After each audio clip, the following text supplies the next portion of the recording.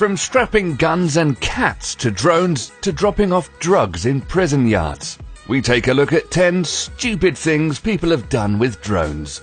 Number 10. Flying over the White House. A small drone crashed on the White House grounds, causing a lockdown of the entire complex. According to the New York Times, the drone was being flown by an inebriated, off-duty employer for a government intelligence agency, who was flying it from a nearby apartment and lost control. Since this incident, the maker of the drone has banned its drones from flying in the nation's capital.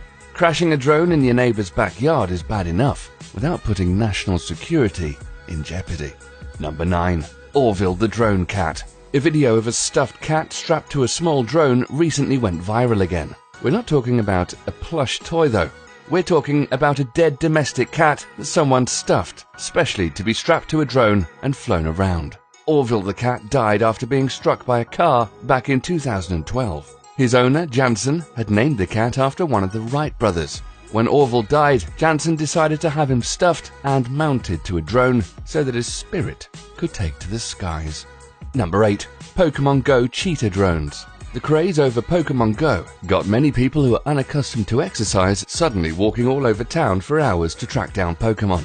One player, however, decided he wasn't going to stand for it. Literally.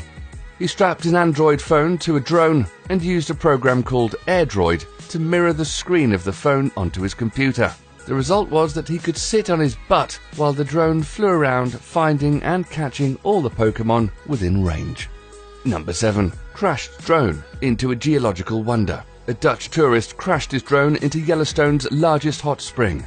It's a major bummer. It's not known what long-term damages may have been caused, and authorities can't actually locate the drone.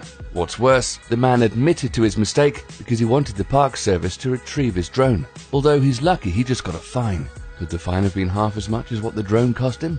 Probably not. Number 6. Proposing. As part of his lavish marriage proposal, a man used a drone to fly the engagement ring to a San Francisco park where he was asking his then-girlfriend for a hand in marriage. People have done many crazy things in form of surprises when it comes to proposing, but who would have thought of enlisting the help of a drone? And what are the chances of someone saying no to a diamond ring arriving in a drone? Something tells me the drone flight didn't go to plan. Number 5. Delivering champagne. At Las Vegas's Marquee nightclub, customers have their bottle of champagne delivered by drone, as long as they order a minimum of $20,000 worth of alcohol. Say what? You can also get champagne drone delivery at the Casa Madrona luxury hotel in Sausalito in California. So what's the point of having waitresses around while drones can do all the work? Well, clients still need to flirt with pretty faces in scanty clothes at times. I guess there are some things drones can't provide. Number 4.